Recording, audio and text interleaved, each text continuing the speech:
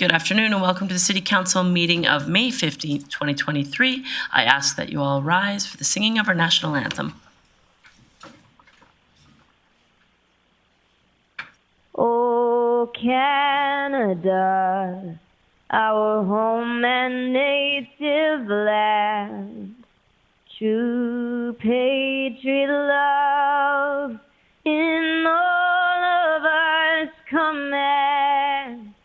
With glowing hearts we see thee rise, the true north strong and free. From far and wide, oh Canada, we stand on guard for thee. God, keep our land glorious and free.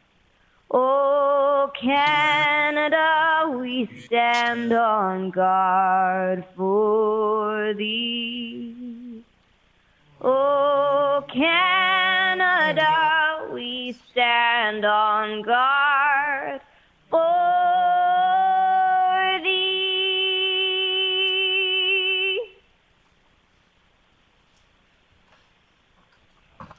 Thank you to the National Film Board for the images of our country and to our very own Tenniel Towns for the singing of our national anthem. I would like to do our land acknowledgement as a second week of our second council meeting, the edition. For those who are watching online, we will do our land acknowledgement at every council meeting, as well at the beginning of standing committee days. The city respectfully acknowledges the Beaver, Cree, Dene, and Métis people as the original caretakers of these lands and surrounding areas. We are grateful to live, learn, work, and play on Treaty 8 territory within Turtle Island, and acknowledge these lands have been home to diverse and sovereign First Nations and Inuit nations since time immemorial. Thank you for that. Moving on to the adoption of the previous council minutes, Councillor O'Toole. Councillor O'Toole. Cool O'Toole. Well, when I was in high school, I was Mr. Cool Tool. So there you go. I move that council adopt the minutes of the city council meeting held May 1st, 2023 as presented. Perfect. That motion is in order. Just seeing if there's anybody in the queue for errors or omissions. Seeing none, call the question.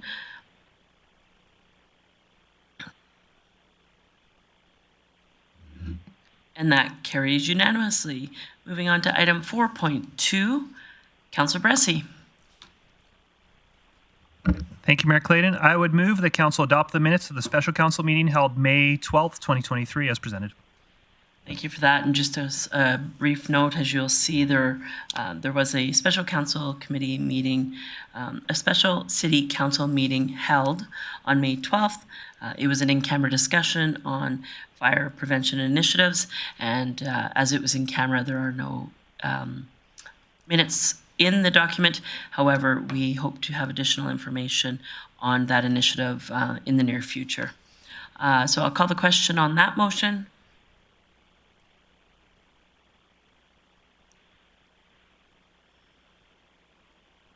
And that too carries unanimously. Moving on to the adoption of today's agenda. I know there was one addition. It is already in your e-scribe. For those who may be looking at an older version, we have added 6.1, which is a proclamation. Councillor Thiessen. Thank you very much, Mayor Clayton. I would move that council adopt the agenda with the addition of item 6, proclamations, Paramedic Service Week. Perfect. Thanks for that motion. Call the question.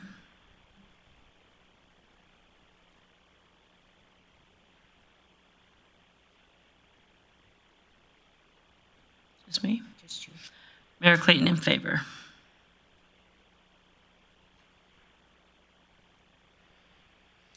Moving on today on item number 6.1, the Paramedic Services Week. I would like to read the proclamation from the Office of the Mayor.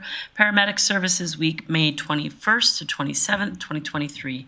Whereas emergency medical services are a vital public service And whereas the members of Emergency Medical Services team are ready to provide life-saving care to those who are in need 24 hours a day, 7 days a week, and whereas access to quality emergency care dramatically improves the survival and recovery rate of those who experience sudden illness or injury, and whereas the emergency services systems consists of emergency physicians, emergency nurses, emergency medical technicians, paramedics, firefighters, educators, administrators, and others, and whereas the members of emergency medical services teams, whether career or volunteer, engage in thousands of hours of specialized training and continued education to enhance their life-saving skills, and whereas it is appropriate to recognize the value and the accomplishments of emergency medical services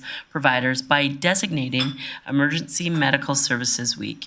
Now, therefore, I, Mayor Jackie Clayton, in recognition of this year's theme, Diversity in Paramedicine, the Patient, the Provider, the Profession, do hereby proclaim the week of May 21st to 27th as Paramedic Services Week in the city of Grande Prairie, and encourage all residents to recognize the important roles that different specialties play within the paramedic profession.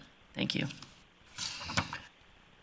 All right, moving on. There are no delegations today, and a reminder who those who are watching, if you'd like to come speak to council, we welcome you. There's a very simple piece of paperwork that we ask that you fill out prior. It is online, the cityofgrandprairie.com website. There are also no reports. Moving to committee business. First on today's agenda, 9.1, the Public and Protective Services Committee meeting held May 9th. And I will turn that one over to Councillor Bressie. Thank you, Mayor Clayton. I would move the council adopt the minutes of the May 9th Public and Protective Services Committee as presented. Perfect. That motion is in order, and I'll call the question.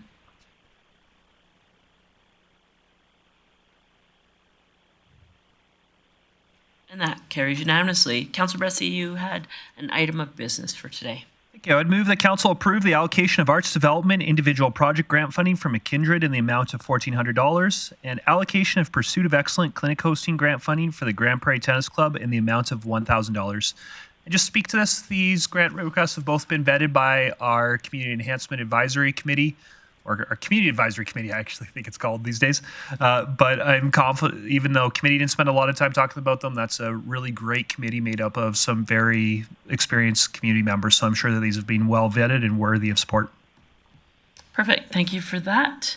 I'll call the question.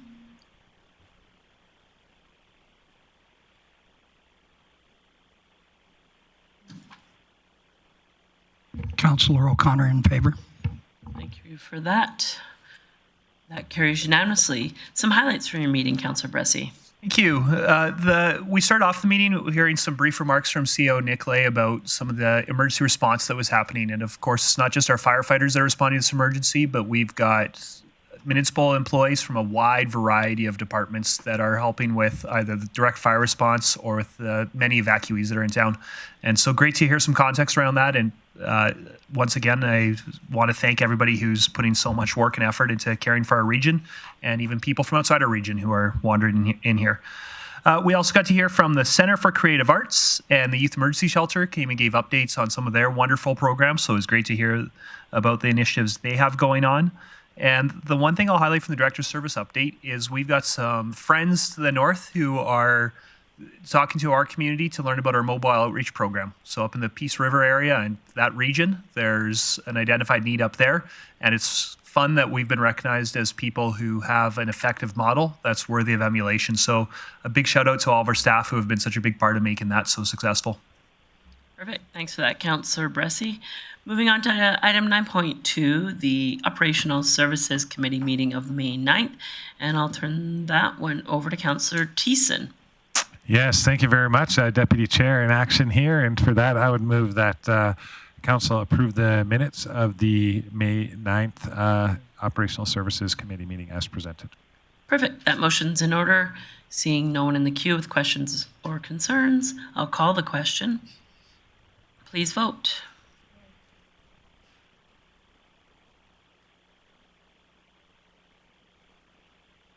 That carries unanimously. Councillor Thiessen, there is one item of business today. Yes, there is, and I hope you don't mind, but may I pass this on to Councillor O'Toole to make the motion? Fair enough. Thank you. Councillor O'Toole.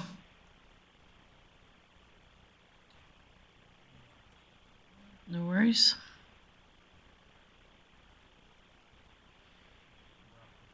You betcha.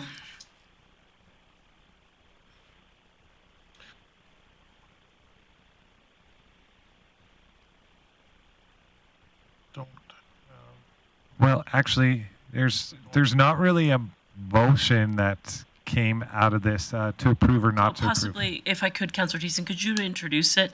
And then if there is business arising, maybe I'll turn it over to another For sure, I committee member. I can definitely Thank you. introduce it. So this came forward to refer to council the addition of the rapid flashing lights and the discussion at our committee meeting. This would be for the mid-block crossings in the downtown area where several business owners have intimated to the Downtown Association that pedestrian safety could be enhanced and improved by adding, I think, 2 mid-block crossings of that. The letter that council received referring this matter, or referring for discussion of this matter, had originally asked for 2 mid-block crossings, one between 99 and 100th Street, or 100th Avenue, no, 100th Street and 100th Street and 101st Street. I think I got all those.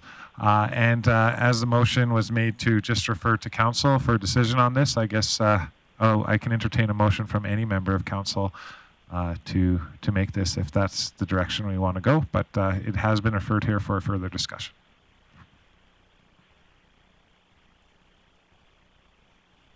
Thanks for that, Councillor Thiessen. Sorry, I was just checking with our Legislative Services Clerk, as this, as you mentioned, was referred to council for discussion. There was a letter received and sent from the Downtown Association in regards to their interest in this, as it's been an ongoing conversation with the members of the Downtown Association.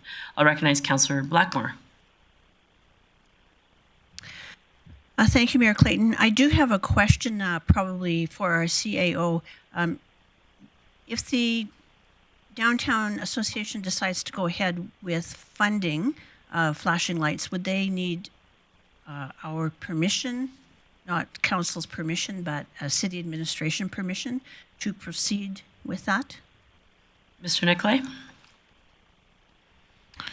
Okay, Director Glavin. Thank you, Keith Mayor. Glavin. Thank you, Mayor Clayton.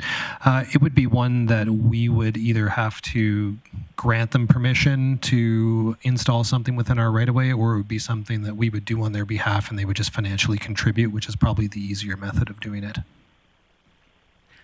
I would make a motion. Okay, go ahead, Councillor Blackmore. I would move that council direct administration to work with the Downtown Association to accommodate their request to fund lights, flashing crossing lights in areas as specified by them. So just if I can have a question to your motion. So the original letter indicated that they were willing to pay for the crossing at what is Bama Furniture and Pure Home. And then they asked the request that the city fund the second location. Is your motion encompassing both of them so that you would expect the council's support? No. My motion is specifically for the crossing that they're looking at Bama and Pure Home. And I'm making the motion because I know that they have come up with funds and would like to pay for at least that crosswalk. And that's the one that is the trickiest and most dangerous because traffic naturally gets backed up along 100th Avenue. And so it's often difficult to tell if traffic is stopped because it can't move or because someone's crossing the road. And visibility at that point becomes very blocked. So I believe that it would be good for us to work with the Downtown Association to make that happen for them. I think that other flashing lights throughout the downtown core are not necessary at this time. And I came away from our standing committee with the distinct impression that council didn't want to support the second light. Okay. Thank you for that clarification. I had the motion is in order. I had a question for administration. Chief Glavin, I know initially in the conversation, the price estimate was based on a set of lights. Is that a set per intersection or a set meaning that you buy them for multiple intersections at one time? And what is that price? If you could clarify that for me. Sure. So in this case, one set of lights, so the Pure Home and Bama location would be approximately $20,000. Our solar assessment in the area suggests that they should have sufficient sunlight. There may be a slight upgrade in the size of the solar panel to facilitate the installation without having to do any electrical work on site.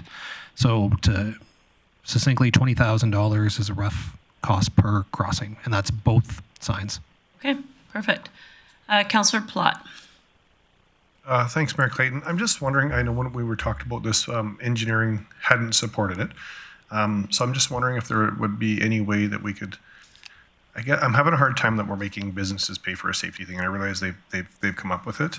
I'm also having a hard time with that we're doing something that breaks kind of our own guidelines of why we do it. And so I'm struggling with that a little bit. I want to support it, but I'm probably more supportive if we actually paid for it, we did it as a pilot project for a year and seeing if that worked for a year. We can move that to another location somewhere else in the community that we deem necessary.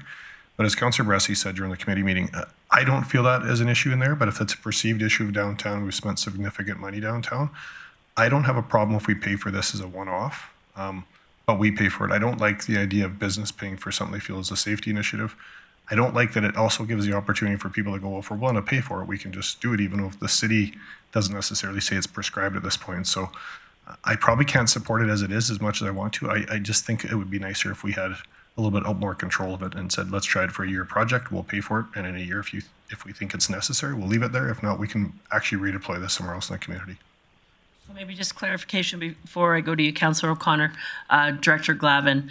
Can you maybe clarify the direction from administration, from engineering, was that it didn't meet the standards that it was required?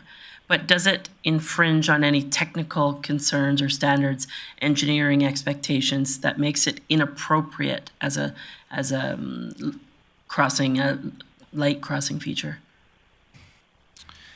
Thank you, Mayor Clayton. I'm not sure if there's anything specifically inappropriate about the installation. There is some research out there around, oversaturation of something then causes people to ignore. Ultimately, it doesn't meet the current warrant criteria, so not enough pedestrian traffic. There's sufficient signalized intersections, 80 meters on each side of this, so they can go to either corner and you can press the button and get the walk signal and cross. The improvements to infrastructure during the downtown rehabilitation added those bulb outs, so it reduced the crossing length, so that increases safety. The road widths were decreased, which decreases speed. At the time in June of last year, we did a speed survey on there, and 85% of the vehicles were going 45 kilometers or slower per hour. So 15% or more were going faster. Between June and November, we did a pedestrian count. We did not do another speed, we did a pedestrian count and we did a traffic count, but not a speed survey. And the traffic went up quite substantial. Well, it's by a few thousand vehicles a day during that time after people normalized their habits after downtown phase 4 was done. That would likely have the effect of further reducing speed, but we don't have the speed survey to back that up, which again, the less speed would be less consequence for an accident and less likelihood. So just sort of as a follow-up, to be clear, engineering didn't not recommend it because of the concerns of safety, engineering expectations. They didn't recommend it because it wasn't simply required in their opinion. Yes, ultimately it is not required, and that's why it wasn't recommended. Okay, thanks. Councillor O'Connor. Thank you, Mayor Clayton. I think it's an important fact for the business have identified in their eyes that this is a dangerous crossing. For whatever the reasons that you had said, Mayor Clayton, is that there's a backup of traffic. And if they were to coordinate moving the planters to the west side instead of the east, blocking the pedestrians, then I think that would make it a safer area. But I think I agree with Wade Palat that we should fund this. We shouldn't be allowing people just say, hey, I'm going to put a crossing wherever I feel like. And I think we need to maintain control. So those are my comments. Thank you. Thanks for that. Councillor Thiessen. Yeah, thank you very much, Mayor Clayton, and thanks for the information, Chief Glavin. I said this at committee, is that being a longtime resident in Grande Prairie, that road used to be wider, the mid-block crossing still existed, and cars used to travel a heck of a lot faster going up 100th Avenue. I get it. There's a perception of safety. And I empathize with those people, but as we just learned, it's 80 meters to each crossing. So if people don't feel safe crossing at the mid-block, it's not too far of a jaunt for them to go and push the actual crossing, like crosswalk that we have established there with another bulb out. For this, I think the power is in the people's hands, and I appreciate the businesses downtown who have noticed that some people have felt less safe or maybe have had close calls. To date, we really haven't, and my concern is, as expressed, is that people will either just tune out the crossing guards and thereby put our pedestrians at risk anyways because they know that they could get stopped 4 times in 2 blocks or 3 times in 1 block. That'll be a portion where people will speed up going downtown, and that's just driver behavior. So it's really nice to hear the stats that 85% of our vehicles are going 45 kilometers or slower in an area that's already earmarked for 50. And if we see an increase of traffic or, an increase of pedestrians along that street, maybe we engage into this conversation. But for all those reasons that I explained, I don't see either A, the necessity to do the crosswalk here at even 1 as a prototype, or even if city taxpayer dollars should go into that. We have a pretty good plan to try to make the whole community accessible and safe for persons with disabilities. I know $20,000 that might be able to go to other places in the community that we could spend that on. We spent a significant amount of millions of dollars downtown, and I like to see the traffic engineering experts at work, and so far I have. I think this is just a perception, and for that perception, I'm going to say I can't support this. So thank you. Thank you very much, Mayor Clayton. I'm not in supportive of doing anything other than what we've done so far, except for maybe we talked about it, moving the trash cans and stuff like that, so it's in the eye of the driver. I honestly feel that it is pretty safe, but how do you educate somebody that's looking at their cell phone when they're crossing the road without even looking? I can tell you that my parents screamed at me for not checking both ways before you cross the street. And I've got a few hush puppy marks in my derriere over that. But in the end, you learn. And I'd hate for someone to learn by getting run over. So I think most of this is paying lack of attention of what they're doing. And if someone's driving down the road at 45 kilometers an hour, it's still not safe to walk out in front of them, And so I'm not in favor of this. And I was having a hard time trying to make your motion, and I'm not going to support this one. Maybe we can look at it in the fall and see if anything has changed with some of the stuff that we tried to do and change, moving the trash cans and stuff. But at this time, I think the city is right. The engineering department is correct that we don't need to do anything at this point in time. Councillor Bressie. Great, thank you. I love rapid flashing beacons. I fought hard to get us started installing them in the city, and I've been really happy with the results I've seen. And I think we've seen that in the community as we get more demands for them. For me, they're not about making our streets actually safer. We have always had really convincing data information that our streets actually are safe. And the places that people usually have the most concern, I trust our professionals when they say, no, that's actually not the priority areas. It's the intersections near Staples and Ernie's and Costco and those intersections, which are where the real danger is. That being said, these really do make people feel safer. And I think they're a relatively economic way to do that. And so for me, I love these rapid flashing beacons. I'd love us to invest more in them to make our residents feel safe on the streets.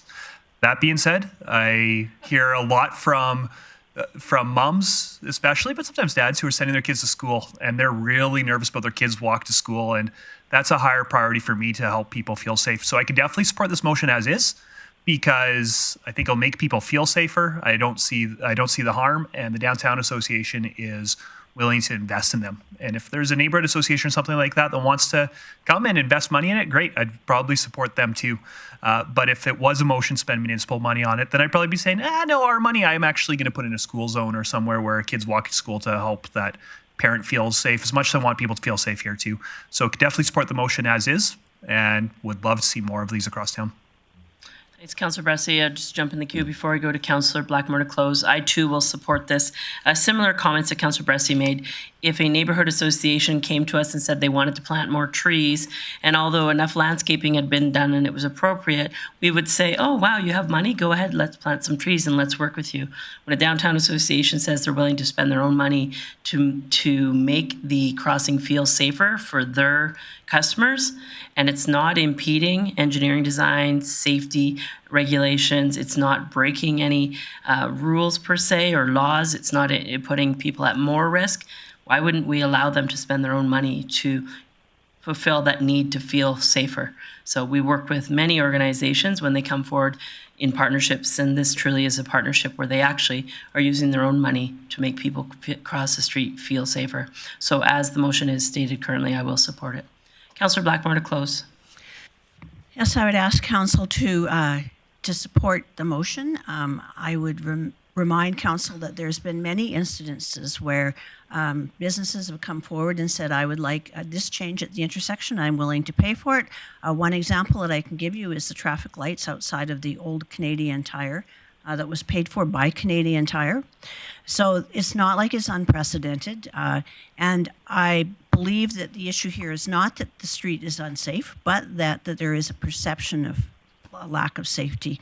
And if we can make people feel more comfortable in the downtown and spend more time in the downtown and theoretically spend more money in the downtown, then we are in fact paying for the multi-million-dollar renovation that was carried out there. So I would very much ask Council to support this motion, knowing that without it, I don't think that it can proceed at all, because all this really is doing is giving administration direction to work with the downtown to establish lights on their dime. So again, I ask you to support the motion. All right, thanks for that. Close, Councillor Blackmore. I will call the question.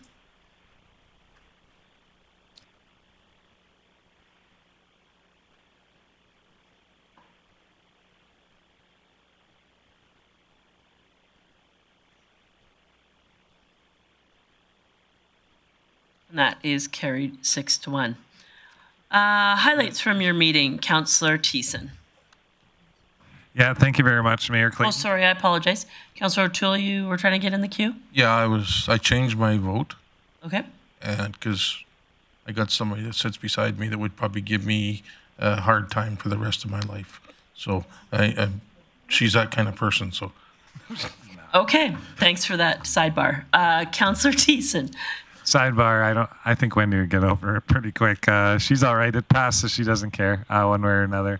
I'm sure I'll hear about it later, though, too, and that just makes for the opening of a good discussion. So to highlight the meeting, some of the stuff that we have, the construction of the sound barrier for the CHP unit at the Eastlink Center began last week. Completion is expected for the end of June. I drove by it 3 times. So far, so good. Looks like there's people hard at work there. The GP Grosz event took place over the weekend with a superb turnout. It says here that the Clean Energy Improvement Program also launched last week with engagement sessions being held the week prior. The Walk Through the Forest event, however, was canceled due to the wildfires.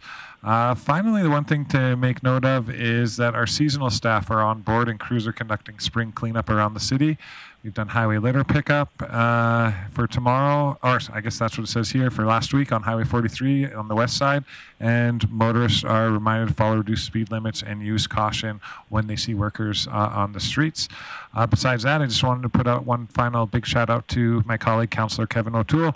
I know that Saturday that we had the GP Grosz event, he's a very busy guy going between science fairs and Steps for Life and all sorts of other events.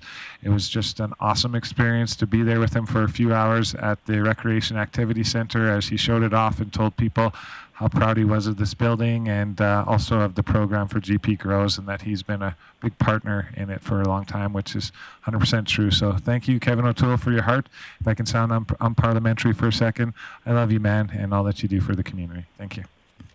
Thanks for that, Councillor Thiessen. Moving on to item 9.3, the Strategy and Communication Services Committee meeting held May 9th. And I will pass that over to Councillor O'Toole, please. As Councillor Berg is not here today. He's away doing council business. And I'll give you a minute there. Sorry, Councillor O'Toole, I kind of sprung that on you last minute.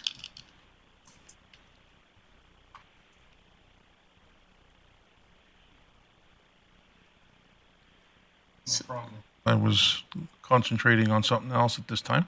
But I move the council adopt the minutes of the Strategy and Communication Services Committee meeting held May 9th, 2023, as presented. Thanks for that, Councillor O'Toole. Seeing no one else in the queue, I'll call the question. Please vote.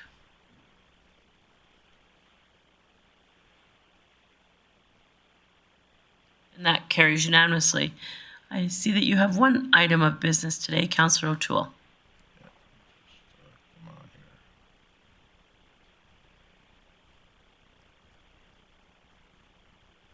I have one item, and that is I move the council approve the 2023 Council Advocacy Priority List, and they include electricity distribution costs, attraction and retention of healthcare professionals, provincial support on industrial attraction and grant programs, improved rail service, daycare shortages, and provincial and federal funding for housing needs.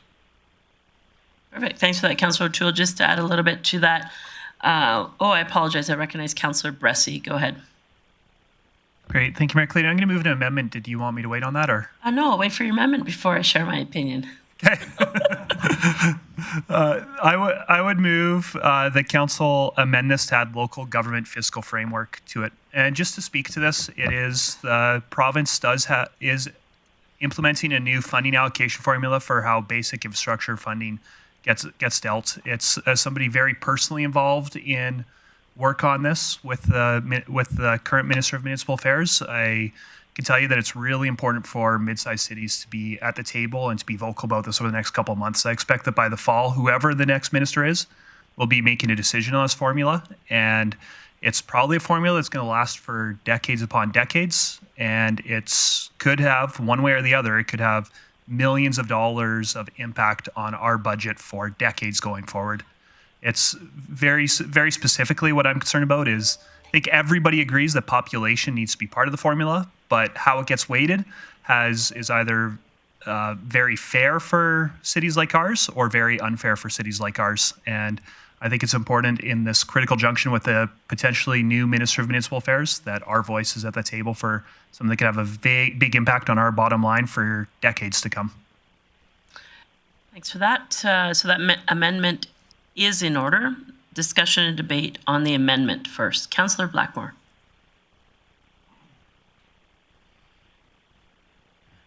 Thank you, Mayor Clayton. I will definitely be supporting this amendment. It concerns me greatly when the announcement on the ICFF was supposed to be made around Christmas, and it's now several months past Christmas. We still haven't heard anything. And so, because we haven't heard anything about a decision on the funding formula, it tells me that the province has concerns and questions. And so I certainly support the motion that puts us at the table so that we can at least raise our hand and say what we feel would be best for cities such as our own. Thanks for that, Councillor Blackmore. I'll just jump in the queue here. I actually think I'll vote against this one. I believe that there are many arenas for this discussion. Councillor Bressie is was endorsed by council to be a representative on Alberta Munis. Myself, I'm endorsed by council to be a representative at mid-sized city mayors. I think both those arenas are great opportunities for those discussion. I have full confidence in Councillor Bressy's knowledge and passion in this field, and I know that the great work that mid-sized city mayors does to represent that conversation. My thinking behind the advocacy priority lists are the work that is individual items that are directly opportunities in our community that aren't being led by another association conversations. So in my opinion, although we have a resolution passed through in regards to electricity distribution costs, this directly is something that our residents are knocking on our door every day.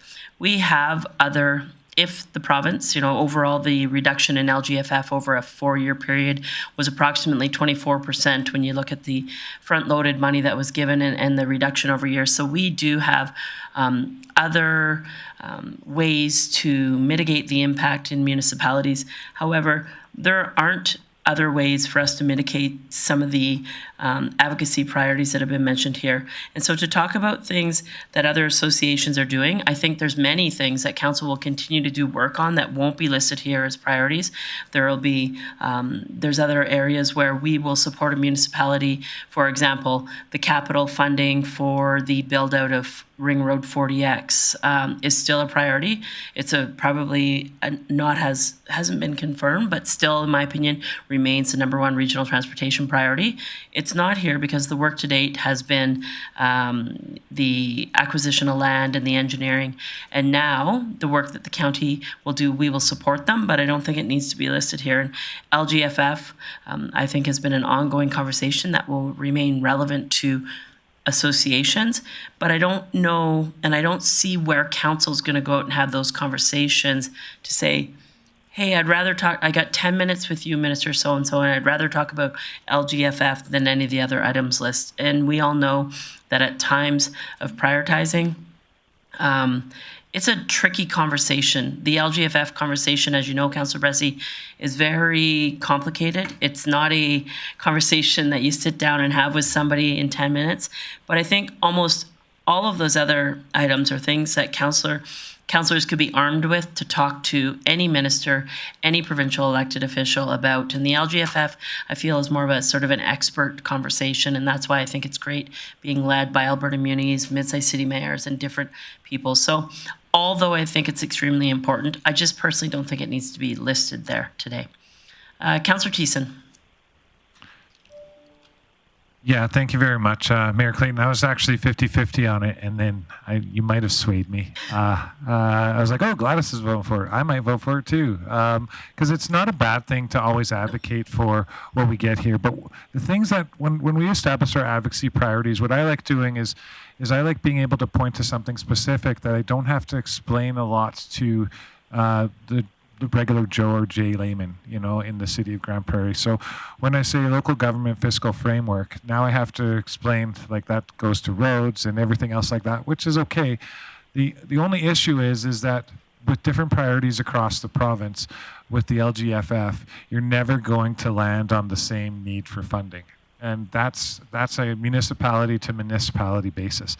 I think it's something that we can always advocate for and leave it to the professionals like AB Munis and the people at the negotiating tables to really clearly identify that it needs to be fair and a fair process for all that.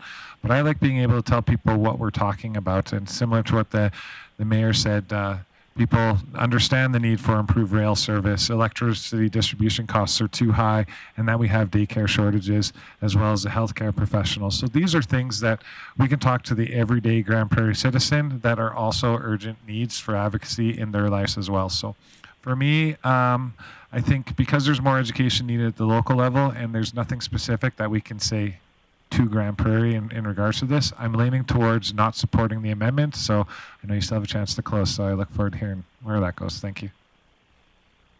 Thanks for that, Councillor Thiessen. I see no one else in the queue, so Councillor Bresty to close. Yeah, thank you, Mayor Clayton. I definitely understand the concerns that are being said, but maybe I'll start with the latest ones that were shared, just in terms of the complexity of this. And I think it's really easy to say, we believe that population should be a significant weighting factor in infrastructure funding. I think that's something that's very easy to communicate to a minister. I think it's something very easy to communicate to residents, and that, in my experience, they get. I think that talking about other associations leading this, I'd say with our current Minister of Municipal Affairs, who's had some time to get there, build some really good relationships with the associations and really dig into this. I'd agree. I wouldn't be that worried about it with this current minister. A new minister who's probably going to meet, who we don't know who that is. We don't know what their interest is in engaging with associations, and we don't know how much time they'll have to dive into this before they make a decision. I guarantee you that minister is going to be having municipality after municipality after municipality coming to them and saying, don't weight population high. In fact, maybe even take it out. And they really do need to hear that other side of the story. I can totally respect the sentiment of, hey, if there's an association strongly advocating for something, then we should love that association. But I'll tell you, there's 2 people from Alberta municipalities. I'm one of them who are elected representatives that are leading this on behalf of Alberta municipalities. And I'll tell you, as one of those people, we need the municipalities to help us with this if we want this to be a good city, or to have a good outcome for our community, and frankly, I think for the entire province, for all communities. Population needs to be appropriately weighted there. Again, this is something that really could swing. That minister is going to be making a high-pressure decision where there's going to be a lot of advocacy not to weigh population, and that decision could have millions of dollars of impact on our budget every year for decades to come. So might this be necessary? I don't know. It depends on who the next minister is. But there's so much risk here that I really would encourage council to have this on this list. All right, that was your close, Councillor Bressy. Thank you for that. I will call the question. Sorry, can you refresh that? I misvoted.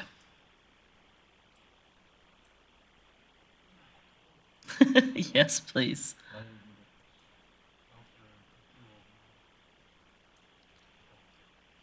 Councillor O'Toole opposed, and that is carried 5-2. Moving on, Councillor O'Toole, highlights from your meeting. Oh, I apologize. My apologies. That was the amendment. We'll now go to the main motion. So discussion or debate on the main motion, which is the existing 2023 priority advocacy priority list with the addition of local government fiscal framework. So I see no one in the queue, so I'll call the question on the main amended motion.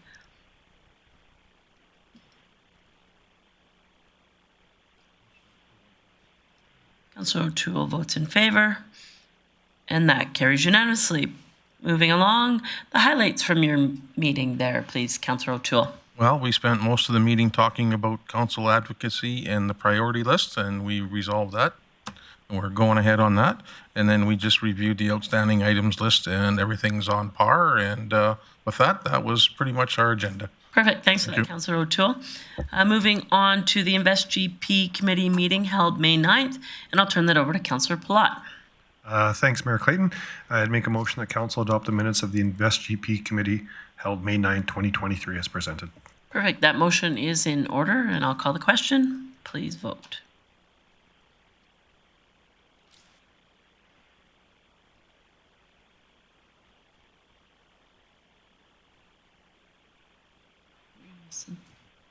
Councillor O'Toole, how do you vote? I just submitted it. It's working again. It's not connecting. In favor. Councillor O'Toole votes in favor, and that carries unanimously. Some highlights from your meeting, Councillor Palat. Yeah, thanks, Mayor Clayton. I'm just trying to open up the meeting highlights. Sorry. I'm not sure why my... Oh, there we go. Sorry. So we had a pretty light agenda. We had InvestGP Chief Harrop give us some updates. It astonishes me. It feels like every week he talks, we had 15 more, every 2 weeks, 15 new businesses have opened up in the city. And it feels like, for record serving, we're kind of on that pace every 2 weeks. It seems like we're opening a new business almost every calendar day of the year this year, which is exciting that we've been on that pace for over 4 months. For some entertainment and events, the Munster, the world's largest inflatable obstacle course, has been announced for the Bonnet Centre for June 28th to July 1st. And tonight, the Blippi the Wonderful World Tour is at the Bonnet Centre. So, and that's my report. I'll make sure we get done in time for you to make it. Thank you for that report, Councillor Palat. There are no items of correspondence today. There were no delegations. There are no notices of motion, so we will go to council recess. We'll be back here at 6 p.m. See you then.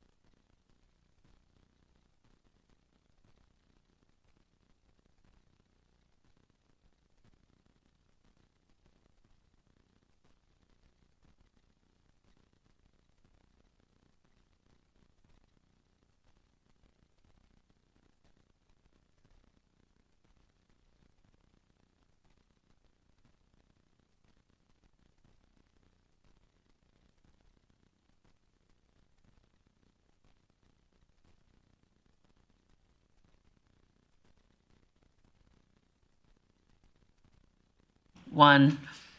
Good afternoon and welcome back to the evening session of the May 15th City Council meeting 2023. First on our agenda for the evening session is delegations.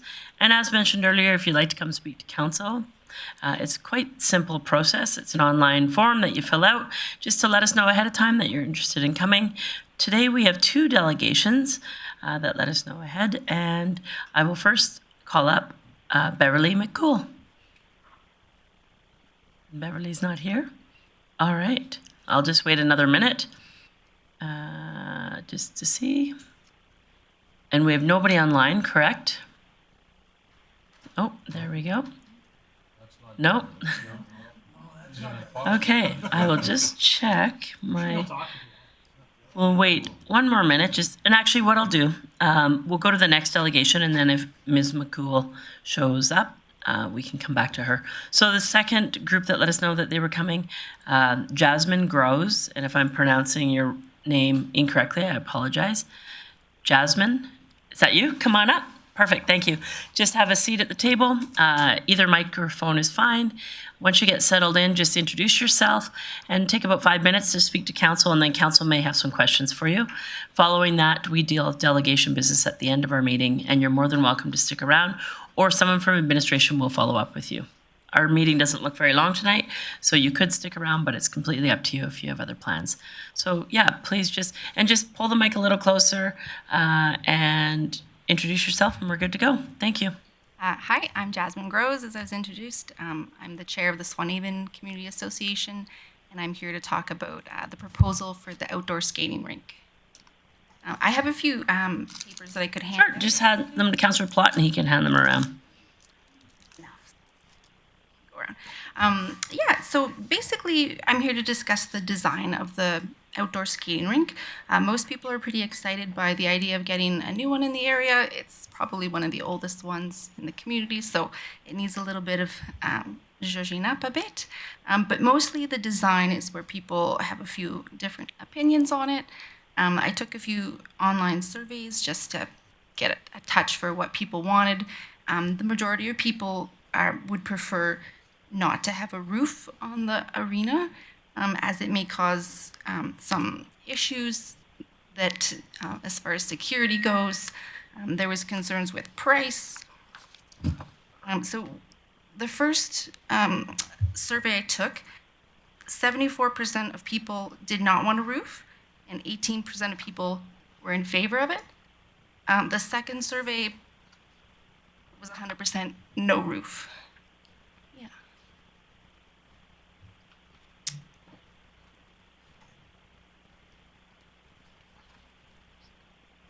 Sorry. I just wanted to make sure everyone No, had a that's copy okay. of Keep it. going. Oh, There's okay. a couple of pages here, right? Is that what it is? Yeah. Okay. Yeah, there's a few. Okay. So yeah, most people were very much in favor of having the basketball nets for the summer, and most people wanted a slightly larger arena if that was possible, just not one that had any kind of covering on it. And some of the concerns that were brought up were if people were to camp overnight, if there was fires lit, that the facility could catch fire, garbage, and any paraphernalia that might be left over. And then they were just hoping if the city would consider putting an outhouse beside it just for the kids to use. Yeah. Okay. So that was pretty much it. I didn't Okay, have a sure. ton. So I do have councillors in the queue. I just will ask a couple questions, sort of to set the conversation. We've also done our own engagement. I see that primarily a lot of your engagement is done with people that attend the school. Is that? No, not at all, actually. It's Okay, all I see a couple, my kids used to go there, I see a couple teachers in there. So. Oh, okay. It's mostly residents. Okay, perfect. Councillor Blackmore, and then I have a couple of questions. Thanks. Hi, thanks for coming. I have just a couple questions if you could clarify for me. Building a pole shed with a roof is becoming a more common thing with arenas in many parts of Western Canada, probably Eastern Canada too, but I only know about Western Canada. And has generally been met with quite a bit of success and not a lot of security issues that I'm aware of. I know that there was a picture posted on Facebook of an example of what the pole shed could look like, but I wouldn't take that as anything other than just an example. It's not probably the direction that we're going in right now. So I'm just curious why there's so much concern about the roof, because there's no walls. There's just like the standard arena boards and then no walls.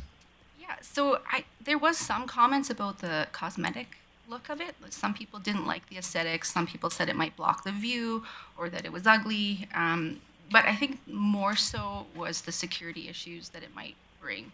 And mainly because of the area of Grande Prairie that it's in. We're so close to the city center, food banks. We do have a lot of people kind of moving through the Bear Creek Valley.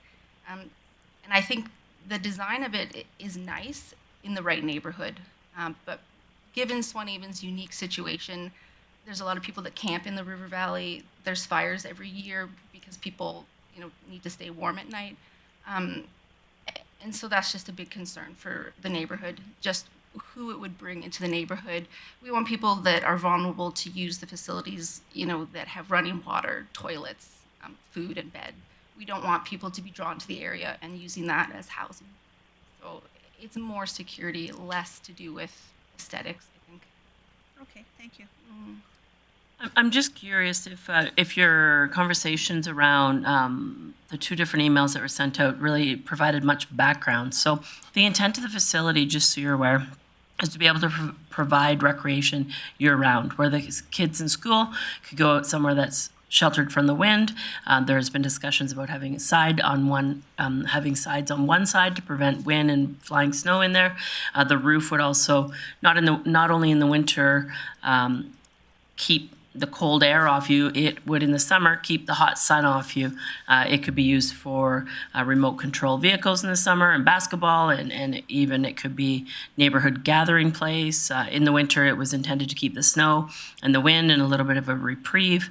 And really, while school is running, it's a place that kids can go outside and actually have recreation as opposed to just their traditional playground at Swan-Haven or playing in the snow and tobogganing type things. So it really was adding an asset to an area that, as you mentioned, the rink boards needed to be done, and council's had conversations about putting these facilities in other neighborhoods, but it seemed timely since the rink boards needed to be done in that facility to be able to cover the asset, to be able to get you out of the elements in year-round and really provide that shelter. As mentioned by Councillor Blackmore, the design of it per se, to be honest, I don't think many people in council were really, okay, that's what it should look like. We will have other conversations internally to see what options are out there. But it's really just to be able to provide a 4-season recreational asset to that neighborhood.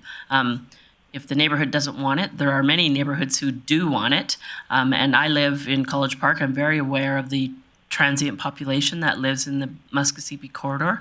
And so you asked the question if there would be a washroom. There wasn't intent for a washroom. The thought would be that the people that use it live in the neighborhood, they can run home to go to the washroom, or if they go to school, they could go back into the school to go to the washroom.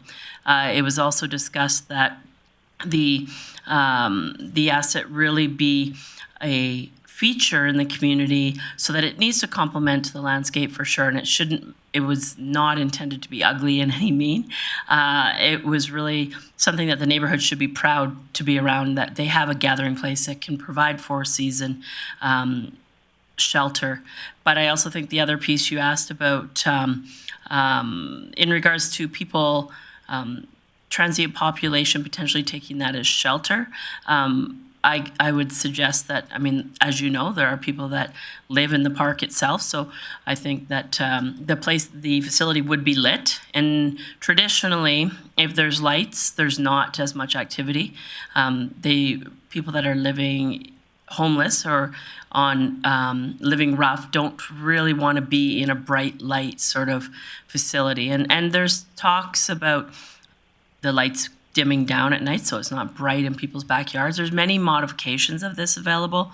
It's really about getting a conversation started. We've done our own consultation, and it actually, from my understanding, And when we get to a question for administration, we can clarify that, but that the statistics are fairly split on people are like, I think it'd be nice to have it if it had sides, or, never really thought about it. Or people are like, well, it's ugly. And so there seems to be varying opinions on it, but I'll open it up to the rest of the council for questions that they may have for you. But at this point, it's not set in stone as to what the graphic was shown as that was seen through social media. Yeah. I was told, like, we haven't had very much consultation, to be honest. I think that's still kind of in the future. And then from what I've heard, the design is still kind of being processed. Yeah. I think as far as having a roof and all the opportunities that brings, I think a lot of people kind of thought that because Decoy Armory is right across the street, even though it's privately owned, it's for the community. It has heat, it has bathrooms, running water. People that are a registered charity can use it for free. We kind of all came to the conclusion that if there's a building right there, then why spend $1 million on a roof on a rink? Right. There's something. One's a community center and one's a recreational asset. So yeah, I mean that's fair. I think just when people kind of saw the price tag difference between an arena with a roof, an arena without a roof, a lot of people just didn't see the need for it. Right. Since there is the school, there is the Decoy Armory, and a lot of people like the open air skating rink. They like being able to maybe see the stars on a good night. They like that open feeling. And I mean, quite frankly, they just don't want the roof. It's like we would love a new arena. We'd, love new bleachers and some matting, but they just don't want a roof. Right. Yeah. The ones that you spoke to anyways. Yeah, and to be fair, I just created the survey on Thursday night because I didn't know earlier that I would be speaking tonight. So it is kind of a snapshot. Right. And the paper that I provided also has comments for and against, but overwhelmingly they were opposed. Perfect. All right. Well, no one else is in the queue, so thank you for coming tonight. Thanks for hearing me out. Yeah, you betcha. I don't see any new additions in the chamber, so I'm assuming Ms. McCool isn't. She's okay. I've got word she's unable to come. So moving into, there is no unfinished business, moving into public hearings.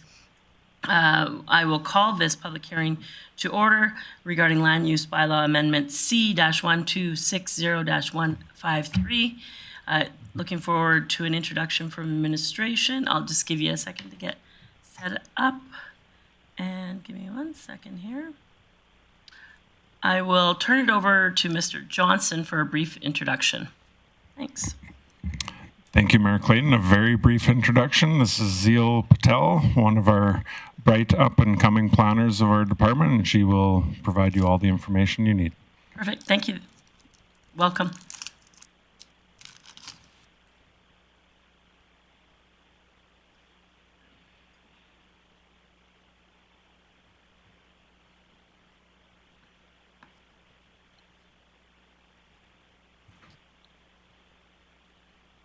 Just 1 second. Help is on the way.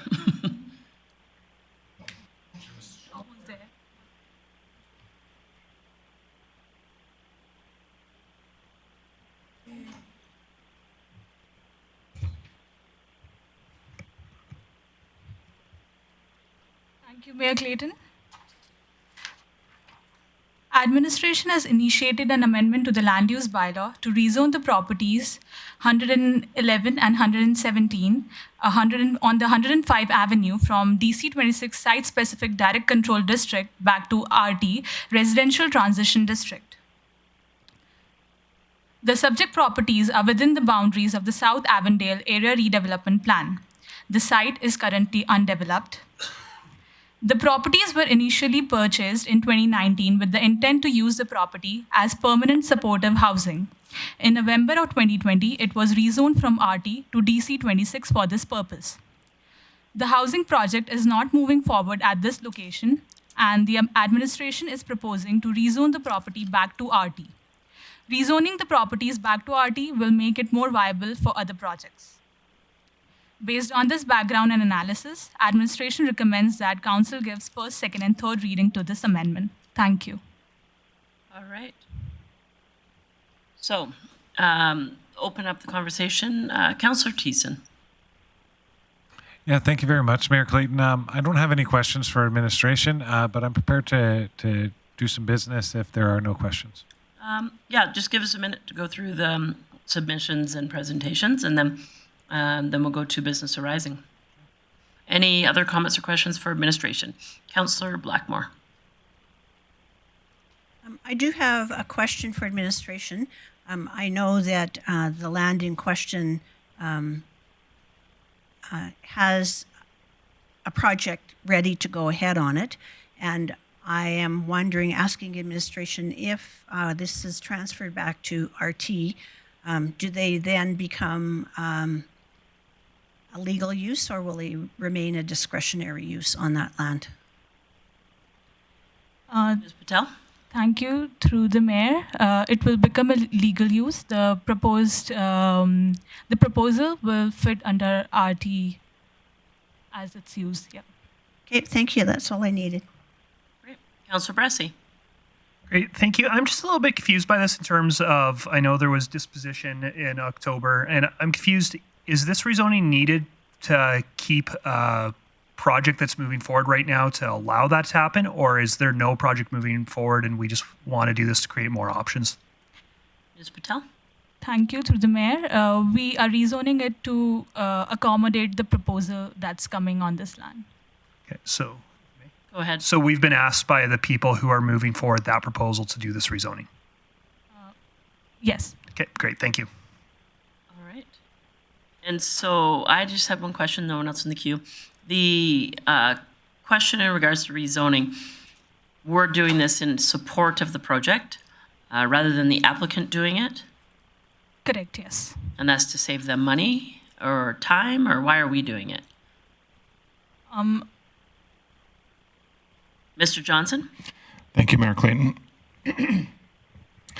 The direct control district that was put in place was specifically for a separate housing project, and we feel that the residential transition district was the district that was in place before.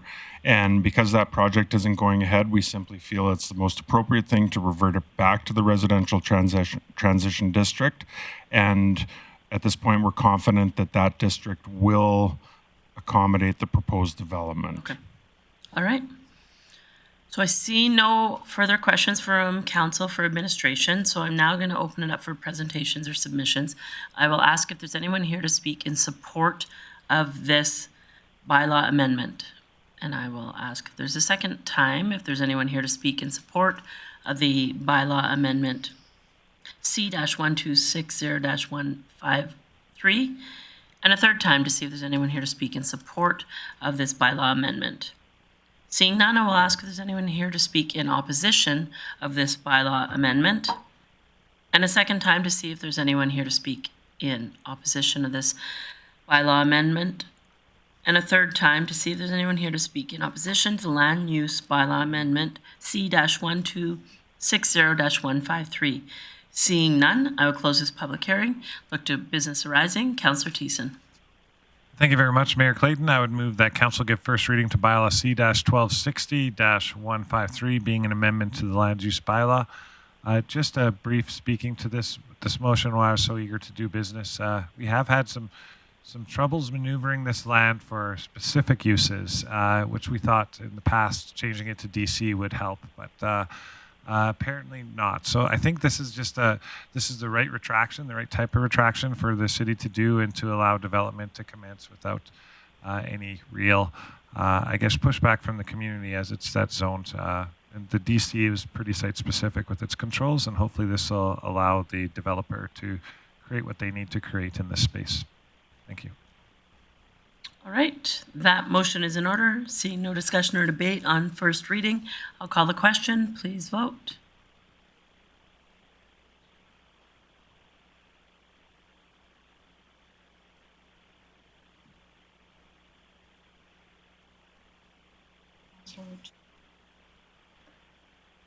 That carries unanimously. Moving on, Councillor Thiessen. Thank you, Mayor Clayton. I would move that council give second reading to bylaw C-1260-153. All right, discussion or debate on second reading.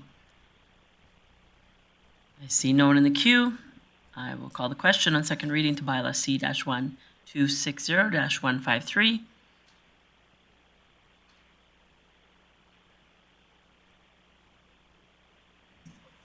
And that carries unanimously. Moving along, Councillor Thiessen. Thank you again, Mayor Clayton. I would move that council have third reading to Bylaw C-1260-153 at this meeting. Perfect.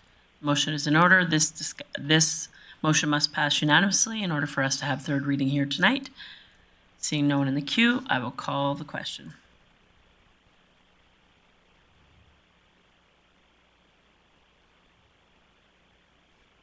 And that passes unanimously. Councillor Thiessen. All right, to finish off business, I would move that council give third reading to Bylaw C-1260-153, being an amendment to the land use bylaw. And that motion is in order. I see no one in the queue, so I'll call the question on third reading.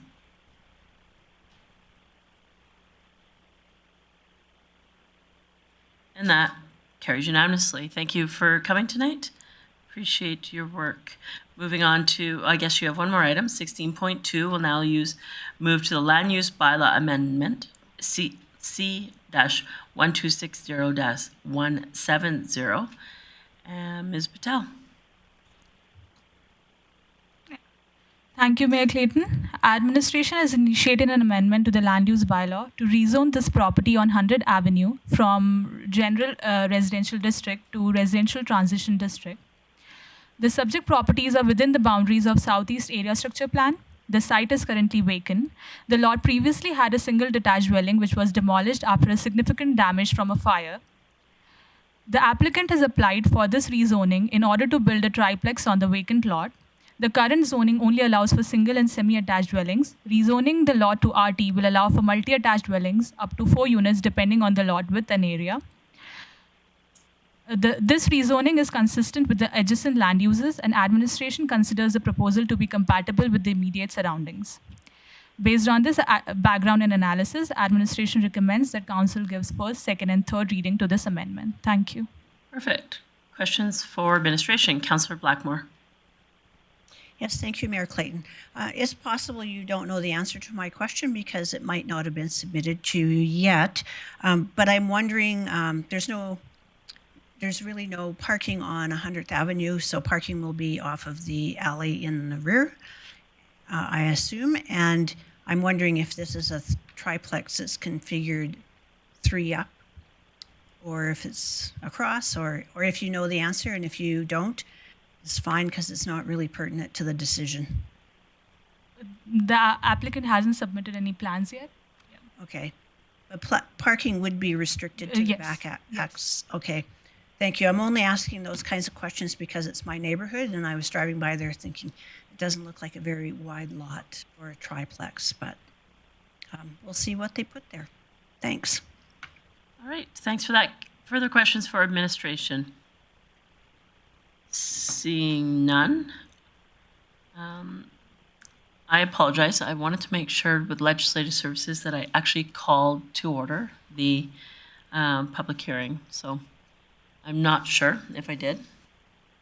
But if so, if not, let it be known that I did call to order now. Okay, perfect. Thank you for that. Seeing no further questions for administration, I will now look to see if there's anyone here to speak in support of this bylaw amendment. I see no one moving too quickly, so I'll ask again a second time if there's anyone here to speak in support of this bylaw amendment.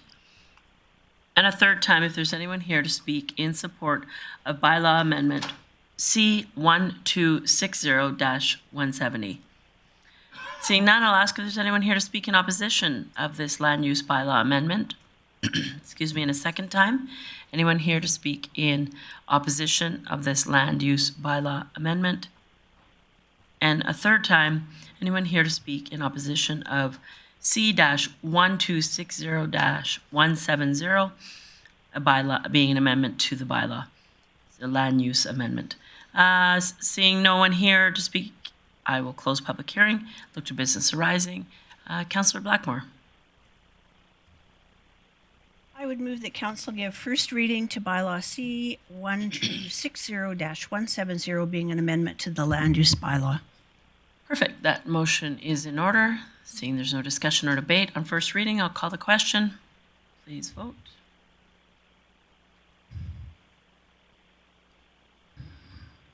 Bressy in favor. That carries unanimously. Moving on, Councillor Blackmore. I move council give second reading to bylaw C 1260-170. And in speaking to this motion, up until the building was demolished on this site, it was definitely a safety hazard to the community. I'm looking forward to seeing a new building in that spot, as that section of 100th Avenue has seen some significant improvements in the businesses and houses that are there. I'm sure they will appreciate seeing something nice. Perfect. Anyone to speak on second reading? Seeing no one in the queue, I'll call the question on second reading.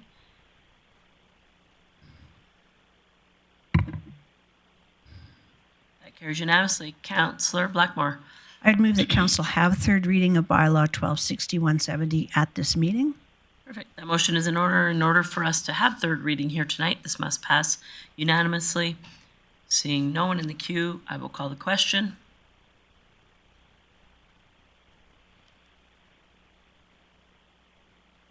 And that carries unanimously. Councillor Blackmore. And I move third reading of bylaw 1260-170.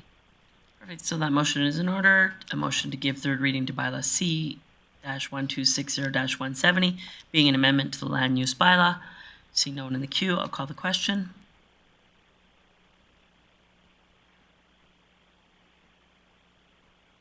And that carries unanimously. Thank you for your work. Moving on to delegation business.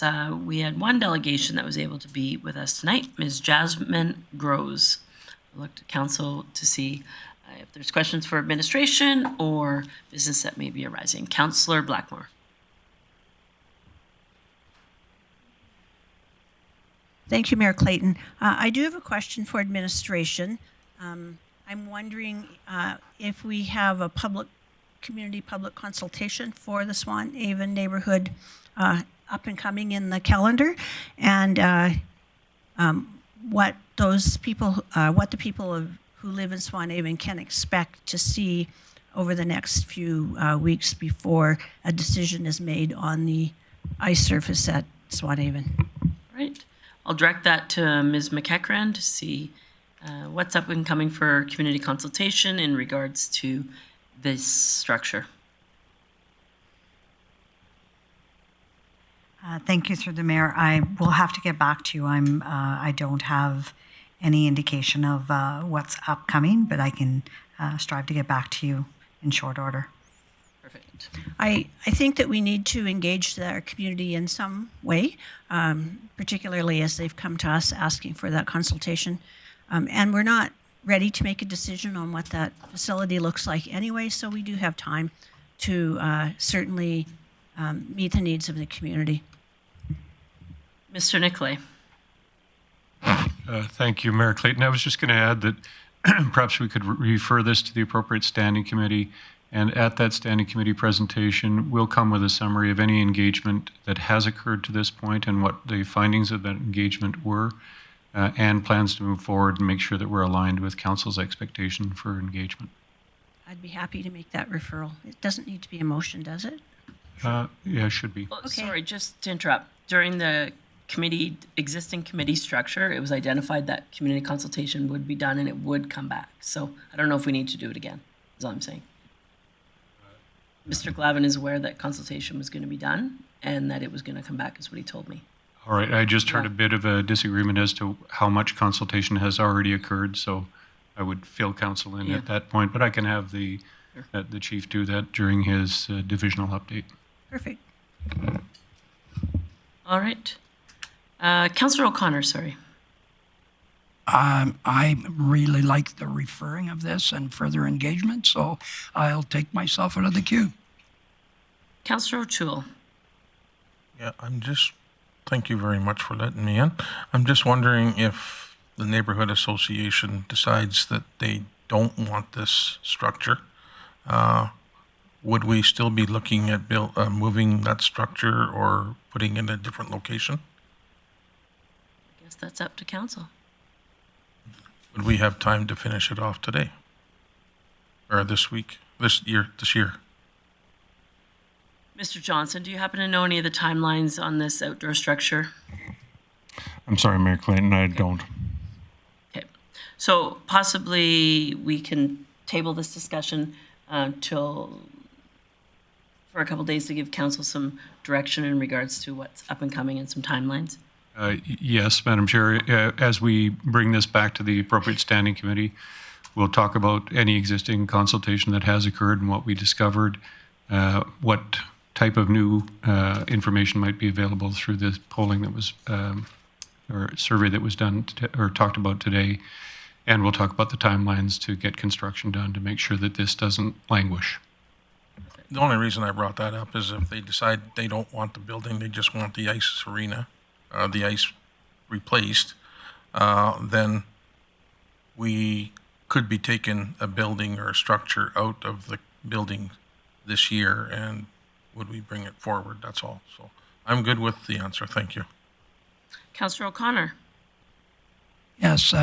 Is there or is there not a motion to refer? I'm sorry, just want to ask for clarity and whether or not, or are we going to table? So I think Councillor Blackmore made the motion. There wasn't actually a motion, but if you'd like to make a motion, either one is going to work. I was just under the understanding that the item's already been referred to committee and we don't need to refer it twice. So it will come back. Okay, thank you. All right, Councillor Bressie. Thanks. I'm not seeing it on the operational services oil list, so I think I'll make a motion to refer this to committee. All right. Things get missed if we don't land them on the oil list, I find sometimes. Yeah, but it was already a motion passed that at the discussion at council was, at standing committee, that there would be consultation done and that drawings would come back for input, but make your motion, it's fine. So I just don't see it on the oil list, so yeah, I'll make that motion if I may. Call the question on the motion to refer, and your motion is what? To refer to the appropriate standing committee. Yeah.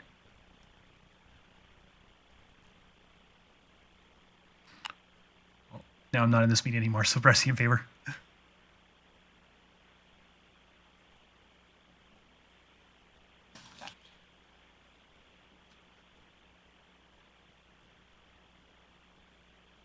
Okay, moving along. Council member reports. Councillor Plott. All right, thanks for that. Wasn't for as busy a pace as council's been, I didn't find the last 2 weeks as busy for me. I had a library planning meeting and several Nighthawk board meetings. Most of the stuff that was talked at Nighthawk was in camera, so I can't say a whole bunch about it other than they had a fairly successful year. They're excited about getting going on their operations for the South Bear Paw, them taking over the operations for the golf course. They're also excited about their bikes showing up. They got a new bike program coming in as well. My bigger highlight that I think there was quite a few councillors at was our neighborhood amenities meeting that we had at the Center 2000. Had an opportunity to sit at a table with 3 different neighborhood association groups, and just the conversations of what each community thought they needed was actually kind of interesting, that how every community in Grande Prairie is somewhat unique. So that was a really good conversation. I really want to thank Ms. Cajolet and Ms. Bieberdorf and their staff, because I think they did a really good job that night. The people that were in attendance, I think, felt like they had a lot of input and a lot of chance to ask questions, and they were answered immediately. So I think that was great for administration. So thanks to them. Right. Councillor Bressie. Great, thank you, Mayor Clayton. Yeah, I really want to echo comments about the neighborhood association engagement. I love our neighborhood associations, and so it was exciting to see them engaged in such a good way, and I look forward to seeing the cool neighborhood things that come out of that. Another event I got to go to was I went to the Clean Energy Improvement Program workshops. That was admittedly not so much as a counselor as a resident that's interested in improvements for his home, and it seems like a really interesting program. It's going to be really good for my family, so I hope that lots of other families get to take advantage of it as well. I had my energy auditor in just yesterday, and I've already got some good referrals to things to my house, some of which I'll get maybe for free from federal grants, and some which I'll get for 0% or 3% financing. So it's great that I'm going to be able to hopefully save some very significant utility bills next winter. So thank you to our staff that are making that possible. I also spent a lot of time on Alberta municipalities and Alberta Municipal Service Corporation duties. I got to do a few member visits. My favorite one was to Sexsmith and getting to hear a little bit about what's going on in their community with ambulance. And I spent a couple days in meetings for the Service Corporation Board, getting to talk about insurance and pension and energy procurement. And they're kind of boring things in some ways, but I think that they're also good services that we're providing to member communities, including this one. So it was interesting to get to learn more about those and get to be part of the conversation about future ways to serve all of our members, including the City of Grande Prairie. Thanks for that. Councillor O'Toole. Thank you very much, Mayor Clayton. I attended the Steps for Life relay. We didn't have a relay this year because the smoke was pretty bad at that time of the day. I also attended the APEGA Science Olympics, and I also later that day I went to the Springtime in Paris in Sexsmith, which was a very unique fundraiser for the community. Also that day I went to the GP Grosz Dig It program, and hats off to that department and the staff out there. They just go above and beyond, like most of our departments. But they were supposed to open at noon. They got there at 11 o'clock and there was 100 people in line. And I said, I was only going to stay here 20 minutes, but you guys are overwhelmed. So I stuck around and helped them out. And 4 hours later, I got to go home. But I want to thank Councillor Thiessen. I did take people for tours because they didn't know what was in that building. And I says, well, take 5 minutes and come with me. So I explained it, and a lot of the people had their children with them, and they had no idea that this was building that they could use at a low cost or no cost. So it was good. On the 8th, I had a police commission welcome meeting. And also I want to speak highly of the neighborhood engagement event. Once again, it went over exceptionally well. Good conversation, and the staff kept saying, if you want something, bring it up to the table, because this is your neighborhood. The council is not going to put something in there that you maybe don't want. And so it really activated their brain cells and started moving things around. I also attended later that night the Community Futures Board meeting. And I can just tell you the topic is we're probably the 3rd or 4th busiest Community Futures in the province. And our problem that we have is getting enough funding. So we're really looking at getting more federal funding and provincial funding to keep this going. And we have a high rate of, like I said, short and sweet, can't say too much, but we are one of the busiest in the province. And I also attended a special council meeting on Friday night. And that's my roundtable. Thanks for that. Councillor Thiessen. Ooh, thank you very much. I think I already spread my amour for Kevin O'Toole earlier today on the GP Grosz program. Like similar to Councillor Palat, I had a pretty slow week last week, but I think that was largely due to the wildfires that were going on. Wiped out about half my schedule of meetings with different regional partners because of it. So I'll just focus on Youth Week, which is really was a busy time for me. I felt like a big kid at heart. Several things that I took part in that week was the Youth Advisory Council mixer, getting to sit down and hear what's important to our youth that was sitting around the table, as well as a presentation on how to be yourself by one of our local award winners, I guess, Tanea Getson. When I say local award winners, I guess I mean the Queen's Jubilee Award, which she won earlier. So it was good to hear her message and to see it, how it resonated with the kids. A couple days later, I took part in helping to MC and give greetings on behalf of the city for the Northern Alberta Heritage Fair, which made its return to Teresa Sargent Hall after a 3-year absence due to COVID. It was a smaller gathering from what I've seen in the past.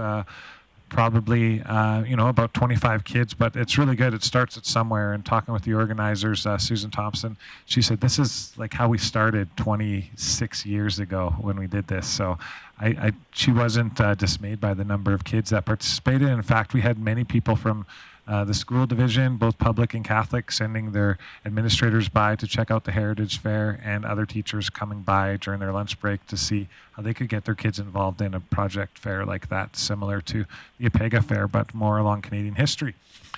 We also, and then I guess on May 5th, I got one of the joys of this job is when we get a bunch of kids in classrooms that come here to City Hall, and I got to stand up with Councillor Mike O'Connor and teach a bunch of grade 6 Aspen Grove kids all about what it's like to be a municipal councillor, and then we put them in our chairs, and you know, it never fails. Everyone that sits in Wade Palat's seat is always like, it costs too much money. We need to worry about our finances. It's weird. I think we maybe have like lingering energy sitting in our chairs. So it's always funny to see how people sort of take on the personalities of the name in front of them, or at least the kids do. And it's always a joy. So thank you so much to Amanda Westwater for helping us run through that on the big screen. I also wanted to thank all of our staff in facilities, especially around entertainment, for helping out with the Heritage Fair. It sort of came together at the 11th hour, and there was some fees, and our admin did a great job of directing the organizers to where they could maybe offset those costs in future years, and to alleviate some as well, as there were some hidden costs there. So I want to say thank you so much to our administration for being adept at working with the community and trying to smooth everything out there. For me, Youth Week was great, and I already feel younger for participating wholly in it for that whole week. Thank you. Thanks for that, Councillor Thiessen. Councillor Blackmore. Thank you, Mayor Clayton. I want to start roundtable off for me today by thanking all of our staff and the county staff who responded to a fire, particularly for the first 48 hours. Is a crucial time in a fire, and I know that many of those people went for 48 hours without sleep or rest. And I appreciate the fact that they put their time and their effort and their lives on the line to protect me and you and all that's ours. So thank you so much, and I hope CAO will pass that on for me. As far as the things I got up to during the week, during the last 2 weeks, I did attend the afternoon session of the Science Olympics, which is the older group of kids, and they were working on 2 projects. One project was to build a laser detection system inside a public building, and that was pretty interesting, and they did a great job with that. And then the other project that they could choose to work on was fire protection for a city, and so they were building a city near a lake, and oddly enough, only one of the groups used the lake as part of their fire protection, which I thought was interesting.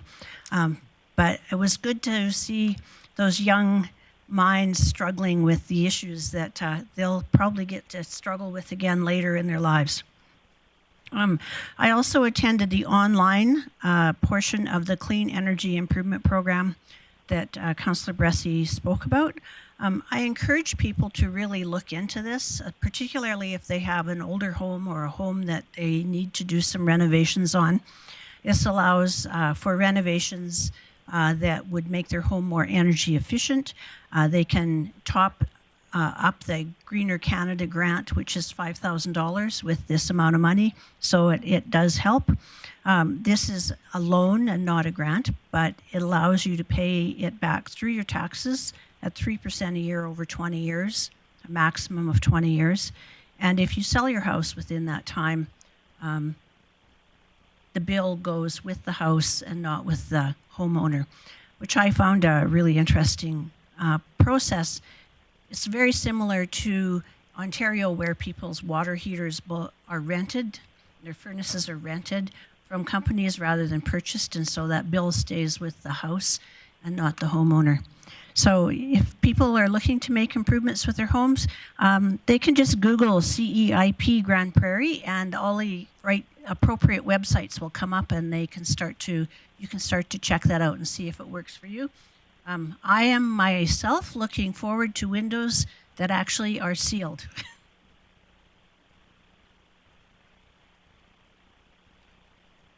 Perfect. Thanks, Councillor Blackmore. Councillor O'Connor.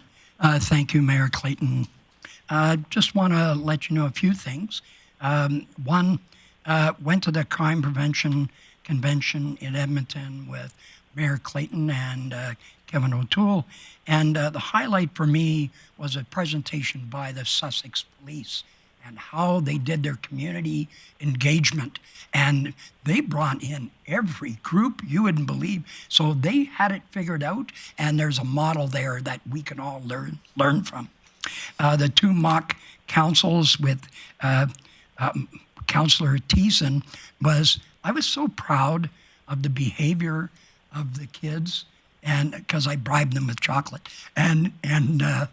So anyway, their questions and their dialogue, they impressed the living daylights out of me. And we should be proud that there should be, and I'm talking future leaders coming along, they engaged very well.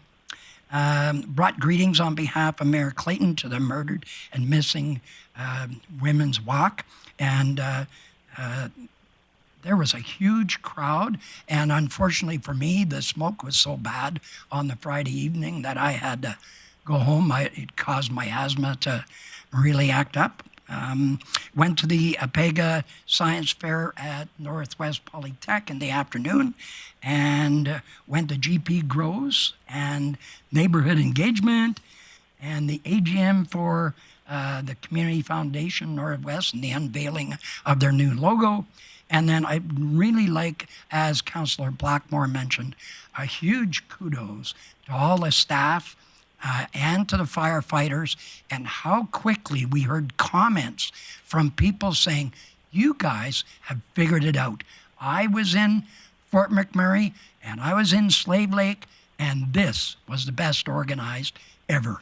So kudos to staff. Thank you. Thank you very much, Councillor O'Connor. Many of the things were already mentioned. I think that the weekend before last was extremely busy with the Walks for Life, as well as the two different science programs and our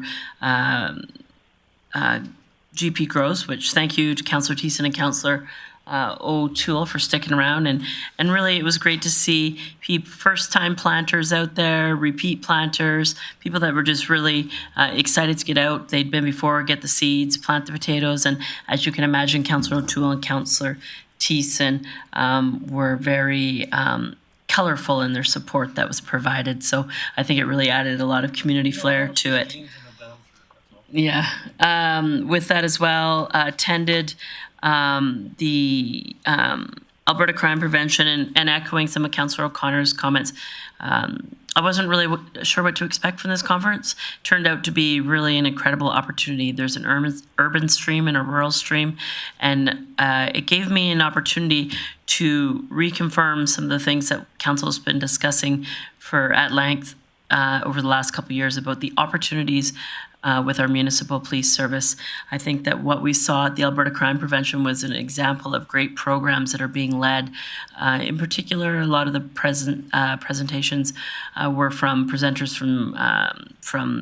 from the UK, but even from communities from across Alberta and across Canada, where they were showing award-winning sort of programs that will become opportunities of this city, and in particular, an FASD restorative justice program that I thought was really exceptional. We talked about small little wins in building community around trailer thefts and vehicle thefts, and it talked about engaging the community, as Councillor O'Connor mentioned, but it really, just talking with my colleagues there and meeting colleagues in that sort of vein, that were really impressed with the work that Grande Prairie is doing and has on the horizon. It just really opened my eyes that this is a great opportunity for us, and being at the ground level of structuring a program that is going to have excellent outcomes is really a special place to be. So it was a great conference. Following that, I actually attended with Chief Harrop and an individual, Mr. Sheldon from InvestGP, attended the Canadian Hydrogen Conference. Last year when Mr. Nicolay and I attended this for one day to support the MDA Greenview in their booth, there was about 4,000 attendees. This year there was 8,000 attendees, and next year they are forecasting 12,000 attendees. And this is a worldwide conference that talks about various opportunities in hydrogen and what the future looks like in that hydrogen circle. Also, that announcement, there was an announcement during that conference in regards to the hydrogen hub and getting 5,000 municipal vehicles in Alberta in the next 10 years. So you will see me bringing some stuff forward to InvestGP Standing Committee as a result of that conference. I think that we're very lucky to be situated in the North Corridor as a hub that really could be a section of the province leading in that space. So I look forward to future discussions in regards to hydrogen and the opportunities in our region.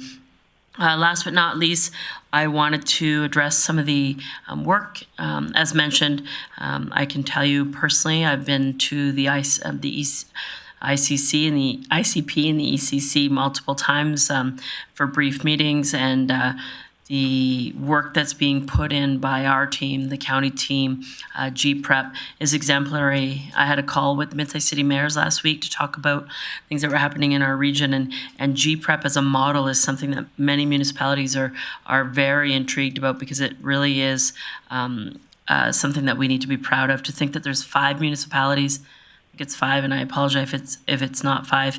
5 comes to mind, but that are partnered in a format that supports each other to keep the region safe is really something we should all be proud of. The staff from both teams that are there working tirelessly and with all their heart and all their mind to create outcomes that are driven to keep our region safe is something that we also should be proud of. With that, I had an opportunity to do a tour with the Premier, as well as Minister Lowen, Minister of Forestry and Tourism, as well as Minister Taves, Minister of Finance, multiple supports from their team to really have a first-hand look at the impact that the fire is having in this region. And I have to commend the work that was done on those 2 days. The Premier and her team and ministers were here for 24 hours. In that time, they met with myself and the Reeve of the MD and the Reeve of the county, as well as our supports. Mr. Nicolay was there, as well as Dan Williams, who is a former MLA from the Peace River region, to talk about his fire update. In that time frame, just the work that was done in regards to observing our needs, coming together to work with our administration and our teams to put forward a plan that will mitigate future risk and create safety in our region is something that I think we should be thankful to the province for, be thankful to our partners in regards to the county, and be thankful to administration teams from not only ourselves in the county, but to the province, to be nimble and responsive in a time of need. It's something that we should truly be proud of, that all of the teams were able to be nimble, but proud of that we know that we're setting our region up for future success and future safety. So I'm very thankful for that opportunity, and I think it's something that, as discussed and will come to further discussion, is something that this safety fire barricade is something that that in itself is something that will benefit the region for many years ahead. So thank you to everyone for their work. It's been a long 8-9 days for many people, but we're getting there. So good night. Thanks.